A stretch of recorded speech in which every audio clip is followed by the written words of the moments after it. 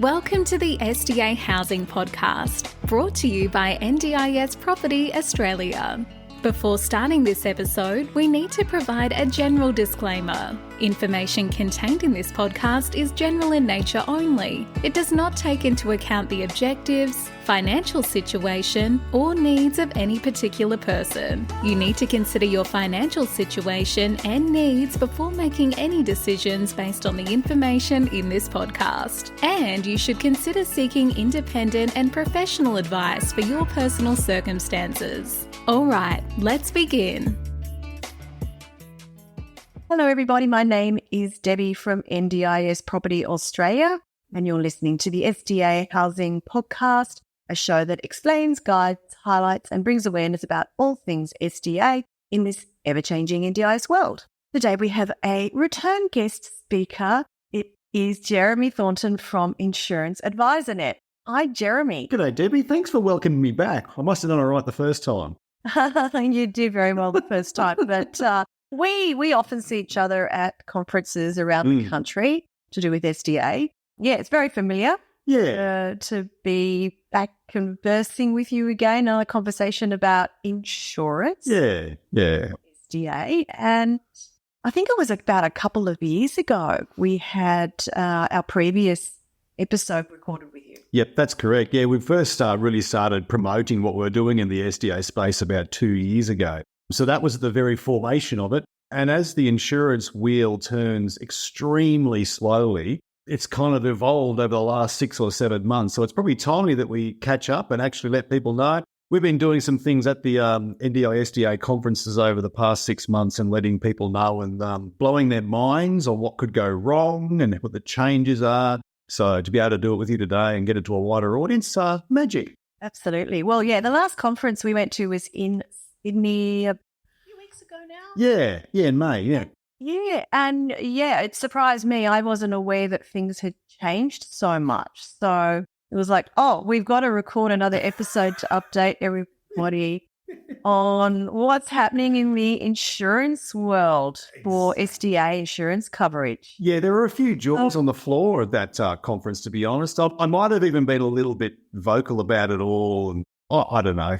I get that way sometimes. I get a little passionate. Yeah, well, tell us what has brought about the changes. Yeah, so as much as the world of the NDIS and SDA is continually evolving to try and provide better outcomes for the participants and the community at large, the same happened in the insurance industry. So the insurance industry is part of the wider financial services sector. And we went through a Royal Commission a couple of years ago. So the fallout from that didn't impact general insurance too much, but there were some new guidelines or recommendations that were made for insurers to actually have to clearly define what a product is. So we now live in a world where we've got things like DDOs and TMDs. So to the average, to the average consumer who is supposed, this is to protect, they wouldn't know what they mean, all right? So a DDO is a design and distribution obligation, all right? Now everyone knows that, and you'll forget it.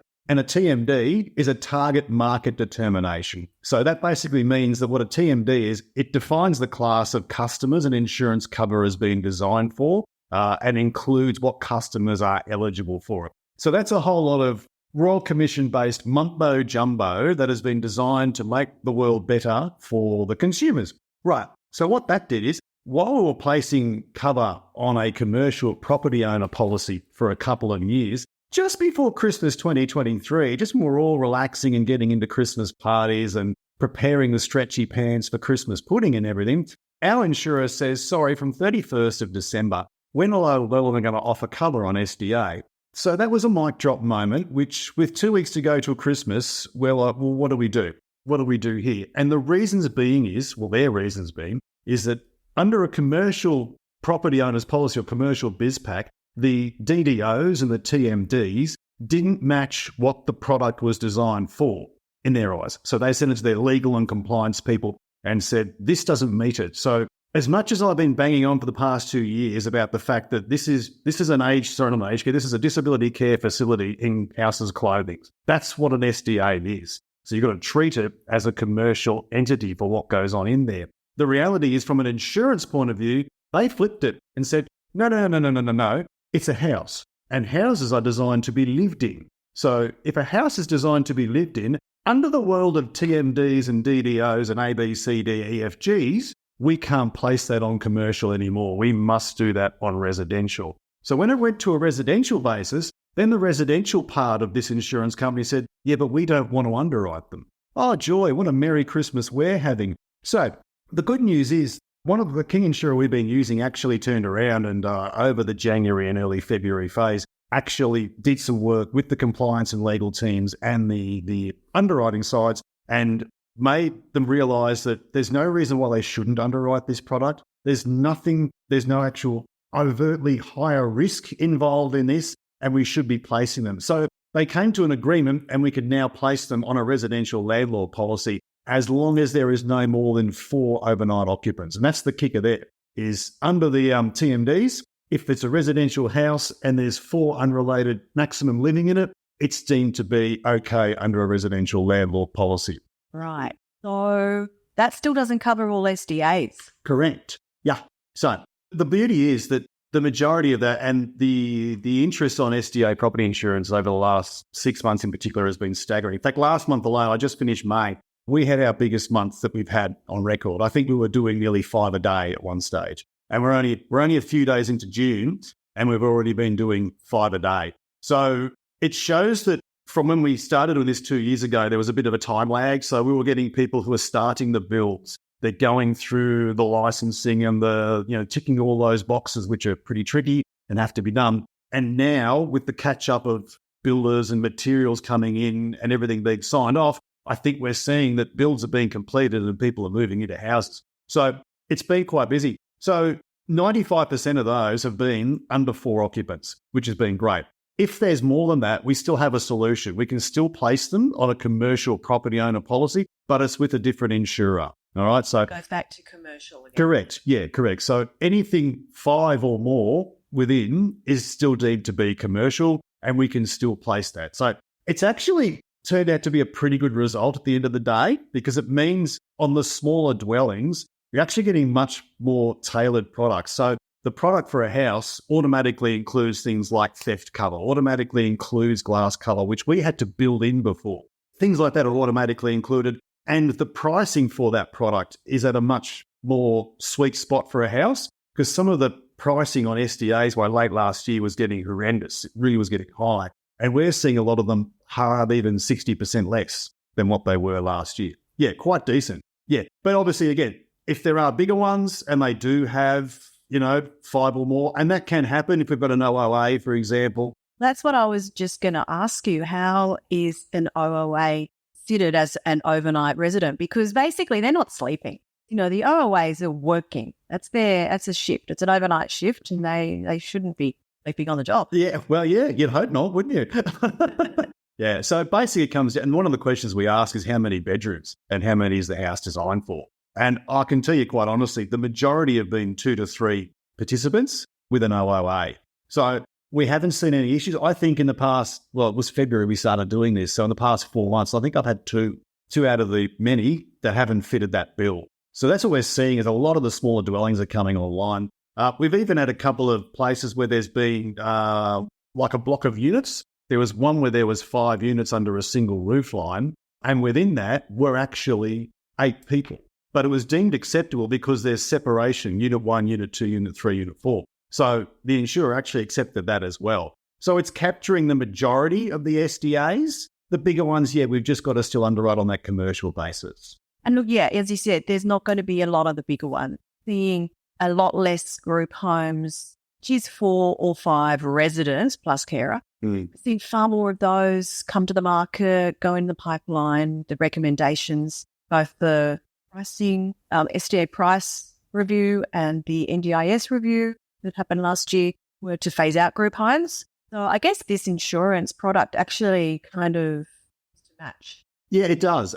That's exactly right. And I think in an ideal world, this is the setup we would have had in the first place. It's just that it took some time for them to really get their head around what SDA was. And then when they went to the legal people who are always a barrel of laughs, and we love them, don't get me wrong, but they do look at things very black and white. That's when they went, oh, we really shouldn't be doing this because it doesn't match our requirements under the Insurance Contracts Act, which is the defining act that insurance works under. So if they're in breach of that, they can't do it. And I totally respect and understand that. But to now be moving to a structure where the majority of them are done under a house policy, even though, yep, I've been banging on about it not being used for that, they've accepted it. They've agreed that the terms and conditions are not going to prejudice a consumer. So an SDA investor, an owner, he's not going to have any issues with definitions of what an insured is, any exclusions on use for a business. He's not going to have that scenario, as long as there's 4 or less in that property. So good news in that regard. Very, very good news. Can you give us more? I mean, you mentioned that the price reduction for the insurance policies can be quite significant. Are you able to give us a bit of an indication of what an average actual policy would be now? Yeah, it's tricky because, I mean, every state and territory has different risks. So it's still rated on risk. For example, if we've got a risk in far north Queensland for and I did one just last week, there was a property up around the Townsville suburbs, and that was around 650,000 rebuild, brand new. And I think the premium there was just on $3,000. However, the same house in central Melbourne, or the western suburbs of Melbourne, was about 2,100. So that is significantly less than what we have been quoting insurance in the past.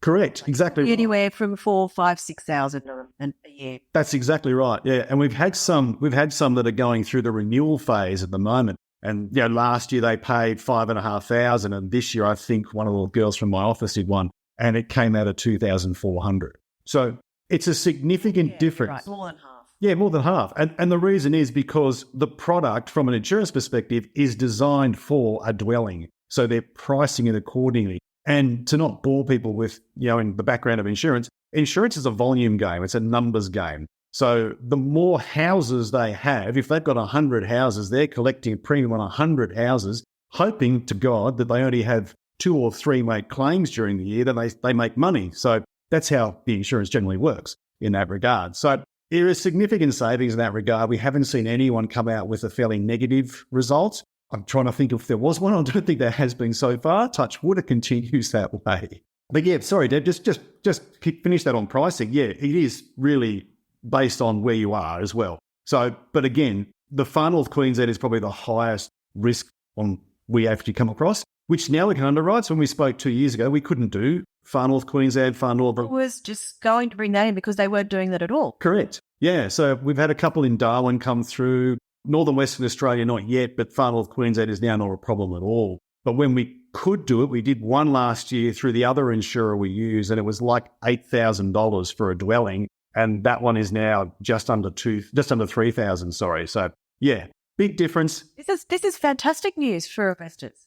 Absolutely, it is. But I've got to let people know that the underlying principles of what I've been saying about SDA, it hasn't changed one bit. So if you still go online and search for an insurer through the direct market, or you ring 13 whatever, all those insurers you see doing those wonderful commercials on TV that make you think fluffy things and that insurance is all wonderful and beautiful and ladies wearing red and all that kind of stuff, that's just nice, clever marketing. The reality is they still don't want to write these, all right? So they don't want to do it because they don't understand the risk yet.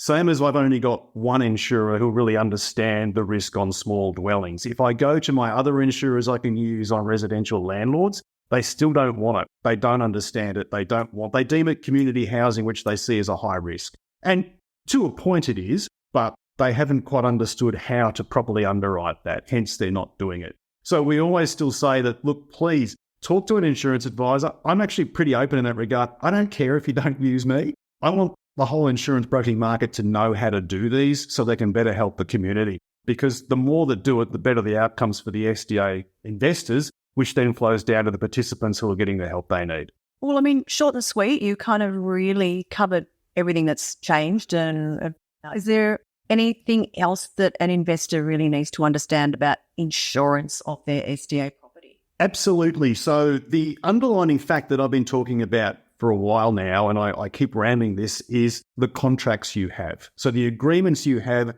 with the SDA provider, and then further down, having some knowledge of what the property is being used for, who is responsible for everyday wear and tear and maintenance. It's a key part of insurance. So insurance policies aren't actually maintenance programs. There's plenty of people that think, well, I've got insurance, I've got a little nick in the wall, I'll just get them to pay for that. If you did that for every single little bit of wear and tear or nicks and knocks to the wall, you wouldn't have an insurance policy left. So you need to use it wisely. If you've got a participant in there and they've been moving a wheelchair around, there's scuff marks everywhere, or you get the odd robust participant and you might get an elbow through the wall, you get one little hole, you really want to push that risk onto either the SDA provider or the SIL, depending on who is responsible for that. Clearly know, kind of like any residential lease agreement, really. If I'm in a residential lease scenario sitting here in my office and I decide to basically just out of spite trash the place, well, that's my fault, all right?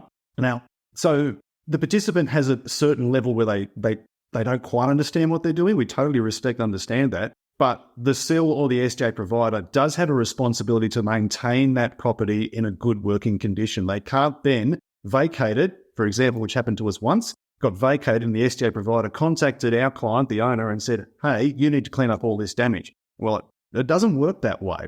That's a maintenance scenario. Maintenance and wear and tear needs to be covered by others. So please, SDA investors, make sure that you're getting your lease agreements, your SDA provider agreements set properly, and check that they're going to be responsible for wear and tear and the maintenance. There are also funds available through the NDIS chain there. That's a subsection where you can upkeep that property. Because if you claim for every small thing, we're not going to have an insurance product at all. We're lucky to have this insurer do it, but if we abuse it, we're going to end up in a pretty poor position again. Thank you for clarifying that, Jeremy. We have a lot of questions from investors over, the insurance, the maintenance, what's it going to cost them every year for all the damage that's going to occur. Yeah. And that is exactly what we tell them. The majority of the maintenance from the wear and tear is going to be handled by the SDA provider and the SIL provider who are operating and working in them. Correct. And I think there's still a bit of an unknown about that. They just presume it goes to insurance. And it was great at the last conference in Manly, Sydney. I think it was Charles Northcott who actually got up and spoke. I could have bowed down in front of him and said, thank you, because he's in the side which is involved with that and he understands it. I was so happy to hear someone say that in front of a group of peers. Because, you need to use your insurance policy wisely. Use it for the main scenarios. If I look at the claims we've had over the first couple of years, they've been minimal. I think we've had only 2 malicious damage claims. And just to give you a quick rundown on that, that was a scenario where a robust participant did have a psychotic moment. And the SIL, we were over in WA, but the SIL did a fantastic job. They reported it properly. They managed the situation properly. They had to get the police involved because there was a fear of injury to themselves. So the police put a report in, and the report from the SIL clearly said, that there was malicious intent to damage the property. And the claim was up around the $80,000 to $100,000 because it was a single event and this person just lost their senses and decided to destroy everything. So we had boarded up windows, we had fence panels missing, we had holes in walls, and it was all from one event. And that was fine. That's what it's there for. But that's really the only major claim we've had, touch wood. A couple of smaller ones in regards. We had someone had their hot water system stolen. It was just had been completed. They got the occupancy certificate, and a week later, as the tenants are moving in, where's the hot water system? So that's covered now. That's not a problem at all. And the loss of rent from that. So that larger one I was just telling you about, the malicious damage, that place couldn't be lived in for about 6 or 7 months. So the income that the property owner would have made in that time was covered by the insurance policy. So loss of rent's included there as well. So you've got to be able to use it wisely. We also say if you want to save some money, look at higher excesses. If you're only going to use it for those bigger events, I think the excess is $600 most times. Go 1,000, go 2,000. Find a limit that you're happy to work with to bring the budget down. But so far, as I said, touch wood, the claims have been pretty good. Good to know. Obviously, 2 years ago, you were just starting this. You probably hadn't had no experience of claims at that point. No, there was none, and there was a lot of fingers crossed and clenching of teeth, going, oh dear, because if we get a couple of bad ones early, well, then we might have lost the insurer. So we've got a partnership going where they're backing us because we're giving them quality clients. With the way we vet our clients has really improved a lot over the last 12 months. We do a lot of that through our web page. We have a checklist they complete, so we're vetting the information, also making sure they're aware of what their rights and responsibilities are and what they need to shift down the line to the provider and the silk. So they've got comfort in that. The loss ratio, which is everything insurers look at, which is how many claims they're getting compared to how much premium in, that's really low. If we can keep that going, my hair might grow back. I'll be really happy if that happens. That'll be great. I just want to go back to, you mentioned Far North Queensland as an area that in the past we couldn't even get insurance, but now you can, and it's a little bit more than other areas. Are there, and you mentioned you've also done some now in Darwin. I'm not sure if that comes at a bit more of a premium. Pretty much very similar, actually. Darwin's, I've only been 2, I think, in Darwin so far, but FNQ, there's been a real uptick. The issue with the timing of FNQ was terrible because they were all coming on board a year and a half ago and we couldn't do it. So there's a little bit less now. But yeah, pricing-wise, they're still very similar because up in the northern parts of Australia, I don't know if everyone knows this, Cyclone risk. That's right. The major risk is cyclone. And, while insurers are in the business of risk, they want risks that are unforeseen. Cyclones in Far North Queensland aren't unforeseen. They're going to happen every year. It's like Tornado Alley in America. It's going to happen every year. So insurers had to keep trying to price, knowing that each year I'm going to pay more out in claims than I'm making in premium. And like any household budget, if you're paying out more than what you're getting in, you're going to end up bankrupt. So the Australian government thankfully stepped in with a reinsurance pool for cyclone losses. And that has meant that the insurers get reinsured, getting technical again, by the Australian government. So they can set their pricing at a more lenient mark because they're now getting backed by the government if a major cyclone comes through. To me, it's still not 100% right. There's some teething issues, and there was a cyclone earlier this year where there was flooding for a week after that. It took 5 days to come up, and part of that wasn't covered by the cyclone reinsurance pool. So there's a few things there that need to be tweaked, but it's the reason the pricing is higher because the risk of something going wrong is a hell of a lot higher up there than where I'm sitting in a beautiful little office in the mid-north coast of New South Wales.